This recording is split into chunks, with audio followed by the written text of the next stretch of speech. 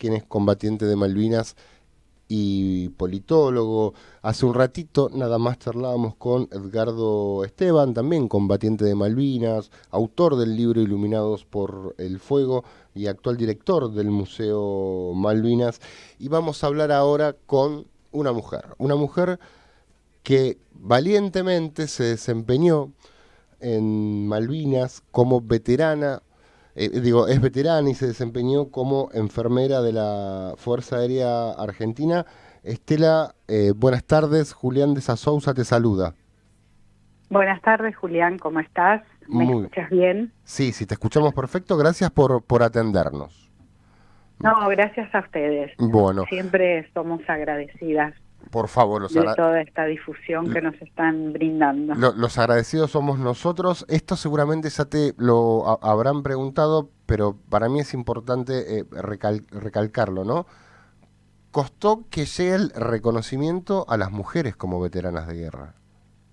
Sí, así es, costó ya te digo, la, la cantidad de años que parecen increíbles, pero fueron casi 40 años. No, así, estamos Yo te conmemorando, digo, claro. Sí. el reconocimiento, el fallo judicial, Ujú. porque tuvimos que hacer un juicio al Estado para que nos reconozcan, pese a que nuestra historia está fundamentada a través de documentos, a través de fotos, imágenes, revistas, y bueno, en las fotos se ve nuestra presencia, aunque con unos años menos, bastantes, Ujú. eh, pero, pero con toda esa fundamentación, eh, negaron esta participación. Se les ocurrió que la mujer no había tenido ninguna relevancia, que la labor de la enfermería no era tampoco importante, y en todos estos años se dedicaron a olvidarnos, Ujú. a ningunearnos, a decir de las mujeres que éramos truchas, de estas enfermeras que pretendían este reconocimiento y que llegó solo para dos, no para todas las enfermeras, como bien dijiste, de la Fuerza Aérea Argentina, Ujú. solo para dos, para Alicia y para mí, en el año 2021, o sea, 39 años pasaron. Qué increíble, ¿no? Qué increíble. Esto tiene tal vez que ver, corregime vos si me equivoco, ¿no? Con cierto reconocimiento también que han tenido las mujeres a lo largo de nuestra historia, desde la independencia prácticamente. Así es. Siempre en la historia de la humanidad, si te pones a leer y decís, bueno, en historia del arte, en la cultura, en las ciencias, siempre tuvo que levantar la voz y decir, acá estoy, soy mujer, estoy a la par del hombre, ¿no? Tenemos los mismos derechos. Siempre digo, ante la diversidad, la igualdad, y Ujú. hoy, por favor, esta apertura de mente, somos diferentes, cada uno elige y tiene la libertad de elegir qué ser, ¿no? En este mundo, cómo se autopercibe. Claro. Esa forma esa libertad debería existir siempre, o siempre tiene, no en el 82, prácticamente, te digo, pasaron 40 años. Ujú. Fue como marcada esa negación, porque se sintió de entrada, ¿no? Desde los primeros días de haberse ocurrido esta nefasta guerra, esta cosa Ujú. de este señor que desde el balcón se creyó el omnipotente Sí. y que mandó siempre digo, a los jóvenes valientes, porque fueron valientes, Ujú. y fueron a esta guerra sin haber estado preparados, solamente estaban preparados con la fortaleza y la valentía y la bandera celeste y blanca bien metida dentro del pecho. Por eso los ves que dicen, acá estamos, y se hermanaron. La Co- mujer es como si no hubiese estado. Y esa negación empezó, como digo, desde los primeros días, porque los corresponsales de guerra, los periodistas que llegaban Sí. de otros países, nos veían estas 5 mujeres y decían vestidas de verde. Y nos Ujú. querían, por supuesto, querían saber qué estábamos haciendo, a qué fuerza pertenecíamos. No podíamos hablar. La orden era, ustedes no pueden hablar. Claro. Y terminó la guerra y seguimos con ese silencio. Pero ustedes no podían hablar por su condición de mujer. Y yo calculo que sí, porque a ver qué teníamos que ver nosotras con las estrategias de guerra, con los mapas y los... Claro. Eso no sabíamos, fuimos a atender, a contener a los heridos. Fuimos a hacer lo que sabíamos hacer. Profesionalmente estábamos preparadas, profesionalmente. Porque, Estela, sí. te consulto lo siguiente. Yo he charlado alguna vez con vos, pero hay gente que tal vez no conoce toda tu historia. ¿Vos te ofreciste para ir a Malvinas? ¿Vos estabas de enfermera en la Fuerza Aérea y te dijeron vas a Malvinas? ¿Cómo fue? No, yo no me ofrecí, fue una orden que había que seleccionar la jefa de enfermerías, en este caso Alicia Reynoso. Ella tenía que elegir a 4 enfermeras profesionales preparadas para ir a la guerra y bueno, eligió unidad coronaria, terapia intensiva, donde estaba yo, guardia médica.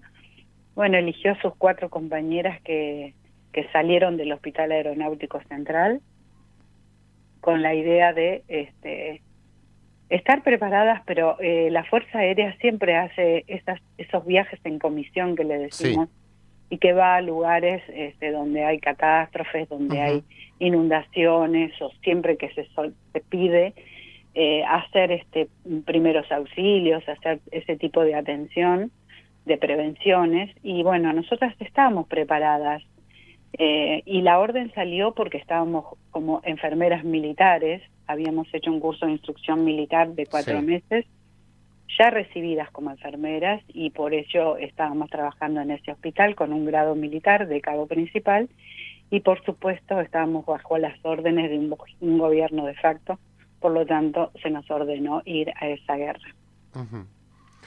¿Cuál fue tu sensación cuando te dijeron vas a Malvinas? La verdad que a veces lo pienso y digo, ¿cómo puede ser? Pero bueno, yo sentí mucho orgullo, te digo la verdad, sentí orgullo porque a mí la verdad que me gustaba todo ese servicio comunitario que hacían, viajar, esos viajes en comisión, la vocación de servicio estaba primero, ¿no? Y creo que un poco sentí eso, sentí que iba a ir a atender a los heridos que venían de la guerra, de las Islas Malvinas, que venían de ese infierno, y sentí que estaba preparada y que lo podía hacer. Siempre fui de estar ahí para ayudar al que lo necesita. Cuando era más joven también, yo fui con 26 años, no era tan niña, y siempre estaba acostumbrada, había trabajado en hospitales, había hecho de voluntaria, ¿no? Antes de empezar la carrera de enfermería, así que eso lo sentí como algo más que es una vocación de servicio, y Sí. sentí mucho orgullo. No, ahora lo sigo pensando que lo hice hice lo mejor que pude, pero obviamente desde el momento en que volví y sentí todo ese silencio y ese maltrato, el silencio también es violencia, decidí que no era ese mi lugar, mi ámbito para continuar, así que me quedé un año más y pedí la baja. Hablo del ámbito militar, ¿eh? Sí, sí, sí, no de la enfermería. No, de la enfermería te digo, yo continué después trabajando aquí en diferentes sanatorios de la ciudad, y bueno, hasta que me jubilé hace unos 4 o 5 años atrás.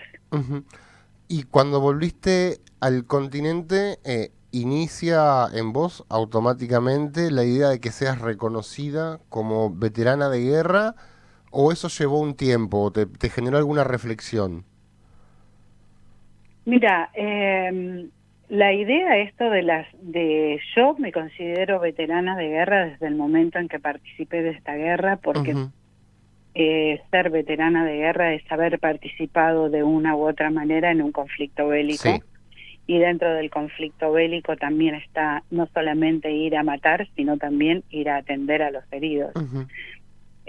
Pero la idea esta, te digo, cuando finalizó la guerra, todas nosotras, las 14 que pertenecemos a la Fuerza Aérea Argentina, cada una se encerró en su silencio, no se habló más, de esto no se habla. Esa fue la orden, algunas continuaron haciendo su carrera militar, yo no las vi nunca más y tampoco tenía conocimiento de esta condición, ¿no? De ser, porque parece ser que ser veterana de guerra era solamente, hubo un decreto, obviamente, que los que habían pisado las islas cobraban una pensión y los que habían estado en continente no les correspondía esos beneficios. Por lo tanto, yo creo que para mí no pasa ni por el papel ni por la plata, pero sí por el reconocimiento, sí Claro. por el reconocimiento, sobre todo, por decir, no poder tolerar esto: vos no estuviste, vos sos trucha, vos mentís, vos no estuviste. Y sí estuve, no estuve en las islas, pero estuve en continente, he participado de esta guerra. Y entonces la lucha viene por ahí, ¿no? Por ese reconocimiento, porque la sociedad sepa que hubo mujeres también participando en este conflicto, y para que la sociedad sepa que también hubo enfermeras y que la enfermería, en este mundo, la enfermería tiene tanto valor como Sí. cualquier otra profesión. Solemos hablar seguido nosotros aquí con enfermeros y todos hacen hincapié en esto que vos mencionás, ¿no? Que muchas veces alguien que está internado pasa más tiempo con el enfermero que con el médico. Y sí, te Ujú. digo por qué, porque, a ver, si vos te pones a pensar, te alejas un poquito. La enfermería es la primera que te recibe cuando Sí. vos nacés, y la enfermería es la que te cierra los ojos y te va a atender y te va a higienizar para que te vayas al otro mundo. Está en todo momento y además es la conexión, es el nexo Claro. entre el médico, el paciente y la familia. Por más que digas, el médico le va a pasar el informe a la familia. Es el Ujú. informe de cómo está el familiar, pero después la enfermera es la que te va a hacer la conexión. El familiar se va a acercar a la enfermera y le va a decir: ¿puedo ir a saludarlo un ratito? ¿Puedo pasar a darle algo? Es la enfermera la que está presente, la enfermera o el enfermero.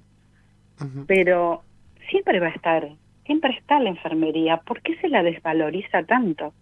¿Por qué Claro. no se la considera realmente? Y hoy te digo, no solamente es enfermería profesional, es universitaria, licenciada, máster, es una carrera importante, y también dentro del hospital es la que más labura para mí. ¿Qué crees que te diga? Vamos a recordarle a los oyentes que estamos conversando con Estela Morales, veterana de la Guerra de Malvinas, enfermera de la Fuerza Aérea Argentina en ese momento, quien luego de 40 años logró ser finalmente reconocida como veterana de guerra. Me gustaría cerrar la nota con lo siguiente. ¿Qué les dirías vos a las compañeras cuando tal vez no se sienten reconocidas por algo que efectivamente hacen o hicieron bien? Digo, porque vos llegaste al continente y, y tuviste que reclamar incluso frente a una dictadura militar, porque la dictadura militar en el 82 no terminó.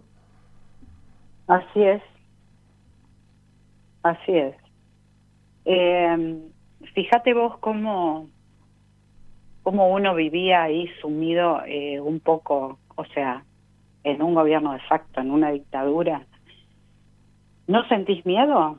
Claro. ¿No sentís temor a ir Ujú. a la... Yo durante un gobierno de facto también estuve estudiando en Córdoba y la sufrí muchísimo porque no se podía salir a la calle, no podía salir de noche, la juventud no podía salir, te paraban, te palpaban, te hacían sentir como un cretino, un criminal.